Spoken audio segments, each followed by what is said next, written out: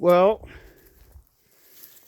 one problem I've had in this project is it's so huge. The forest is so big that I've focused on a lot of different areas. There's that raven again. It's got some in its mouth. Ravens have been very busy lately, doing weird raven things.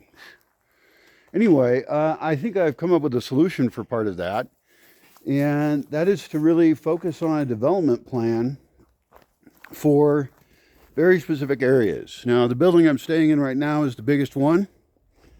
I want to put up fencing to fence it in. That's my goal. And part of that is to keep the dogs in one area, because they follow me when I go to town, and it's extremely annoying and sometimes dangerous for things that could get killed. So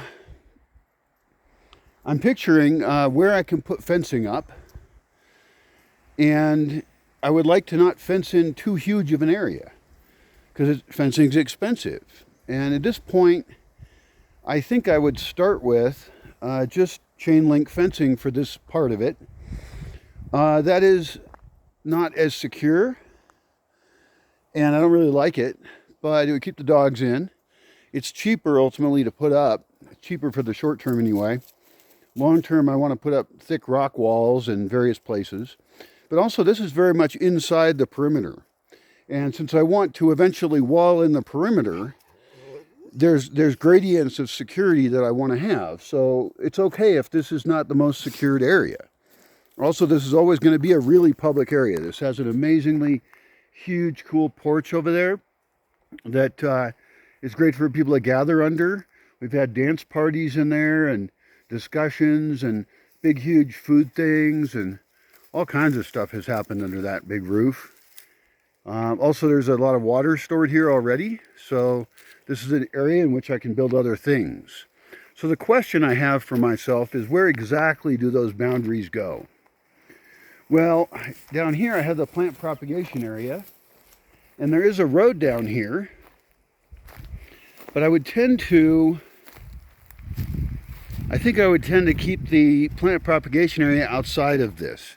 And in this fence, I would put a whole bunch of gates so I could easily walk to other places. Again, it's a very central location, right? So I'm actually imagining what I could do is run a fence from the art studio, harvesting a bunch of this bamboo here and giving it away or selling it, or just kill it. Doesn't really matter. I got tons of it, so whatever. Why is there a leather strap right here? A weird leather strap that looks like a whip. Weird shit. And I guess I don't want to crowd roads. I don't want to build fences right along roads, because roads are a good place to expand other facilities into. They could have parking on them, who knows what. And so what I'm picturing here then is to run the fence this direction and then cross it over to there. I have plans for road changes down there, so I'm trying to avoid locking myself in anything weird. There would be a gate here. There would be a gate over there. So that's a little fucked up. Like, why are there two gates? It makes sense. It does, because of reasons. Then I would also enclose this orchard over here. That's just kind of a no-brainer, I guess. It just makes sense to include it. And I have to have some spaces that are nice near it. Over on the other side, there is a huge area that's very much like a big, huge park. And I think since I'm really trying to go for the smallest I have to fence in, I would not include that. That area is very related to this part of the property, but it's going to develop differently. So, God, I can't even get through on this trail. everything grows over so much.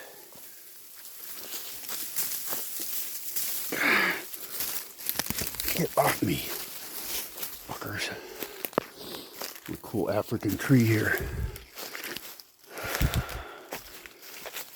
Yeah. So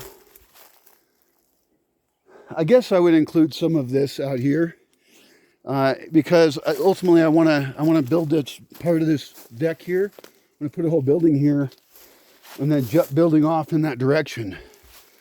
And that may even end up going over the fence later. Who knows? So I want it to go at least down there, and then it would cut up here. And I kind of have known I was going to do this. I have a fence post up there that I tried building a chain link fence into, which I don't think is required, but it was an experiment. So there's somewhere out there, there's a pointless fence post as a test. And then one of the other questions is how far to go back up here. And I think I want to go a ways. This is because I need area that's usable too.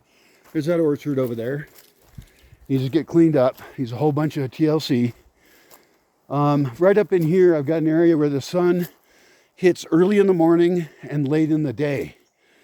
And I've got a building up here I could do rain capture off of. I've also got a big hole right here, which we used to do mud wrestling in every year. But this hole could actually serve as a tunnel, as a lower down spot, a tunnel that goes up into a sauna, because we want to have solar heated saunas that also have light coming in them. And this gets great light up here. I didn't used to, but it does now. And then I guess this building would be part of it. So I guess I would run that fence up to this building and then cut straight across. That makes a lot of sense to me. That doesn't interfere with any roads in a bad way. That means there'd be a gate right up here next to this building. And it would go over there to a gully and go back down to the art studio. That would be the minimum I could fence in, and still have a lot of options for building things within the fence line and outside of it. It wouldn't really limit me. And that's my fear right now, is to make decisions that lock me into a design that I didn't want. I'm still waiting on the drone map. That's going to be a little while yet. But I'm really psyched now to start locking down some very specific plans. And this one's real specific. I mean, I can actually measure that with a GPS, get some guys with a machete, and we can start cutting a trail where the fence is going to be and see if I still like it, which I will, because this is a very easy plan. The art studio's included. There's a fenced area I can build a roof on. That could also have it be another dog pen area or something. It has an avocado tree in it. It's a really nice little spot. And then this cool building here. So right away I could have, well, I need to re-roof the art studio before I have people in it. But, and part of this building up here is I could actually make a whole building right here because it's got such great light. It's so close in.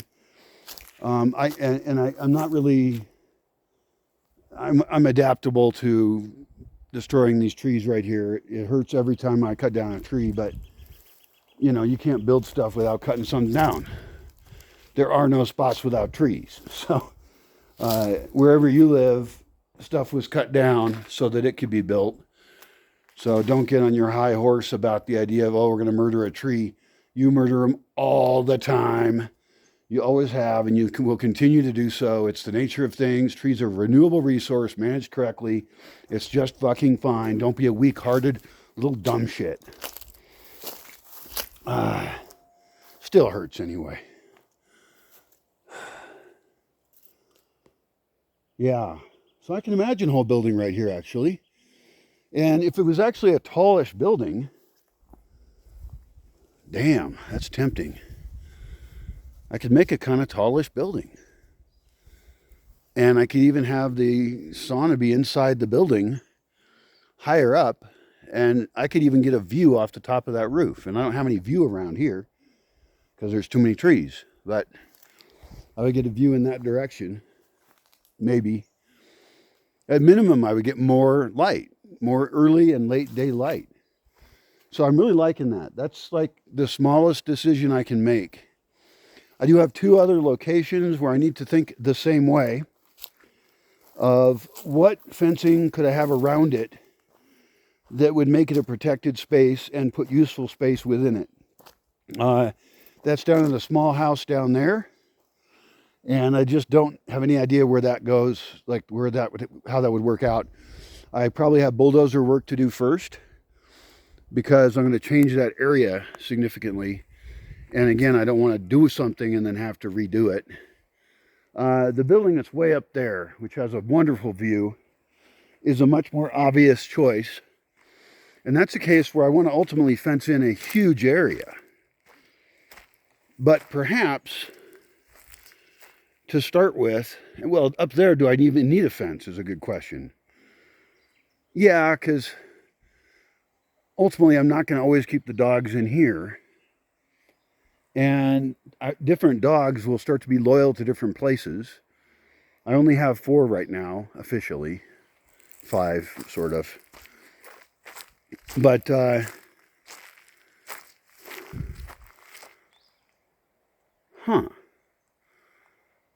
building right there with such good sun exposure could also have a solar dehydrator in it, a sauna. I mean, that could be like set up for a whole bunch of sun experiments. Anyway, back to that one. There's another building up there, also near there, I want to develop. I could actually fence an area around that in. The thing to wonder is like, well, why do you even need fencing? And I mentioned the dogs because that's an obvious one. But what about stuff like chickens? I mean, I need chicken and rabbit areas really badly.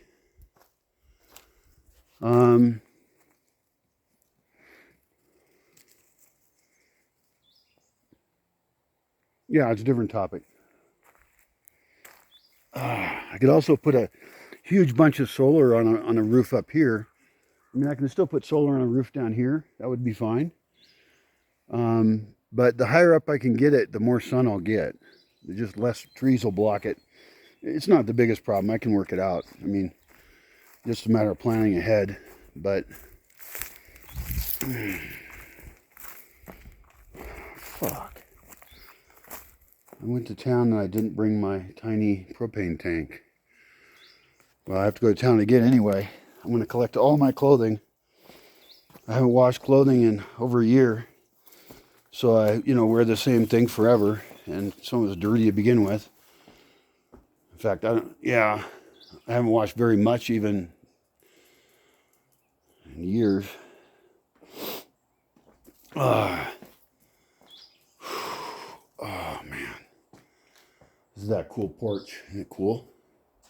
Huge space. And it's full of junk right now because everything's dirty.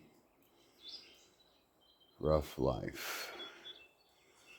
I like that a lot.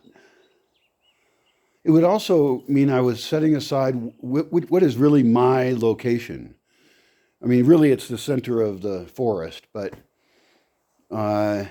it would allow me to focus better on improving a smaller area and also making it more comfortable. That art studio is over there, and that's just annoying because it has a fiberglass roof that's actually starting to age and starting to blow off of it.